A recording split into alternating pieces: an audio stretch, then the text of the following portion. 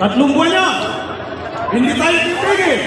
3 araw tayo dito, mga kapatid. Kaya natin! Kaya natin! Kaya natin to. Walang titigil.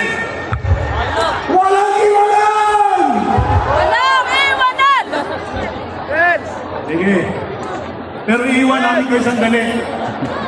Hindi, kasi ipapakilala na namin ang susunod po na magsasalita. Albi? Opo, makinig tayong mabuti sa mga mahalagang mensahe ko na ipapahagi sa akin ng ating mga tagapagsalita.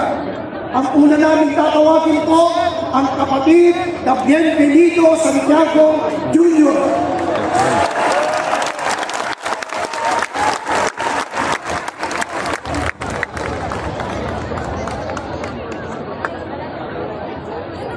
Mga kababayan, magandang araw po sa inyong lahat. Narito po tayo ngayon mula po sa iba't ibang sektor ng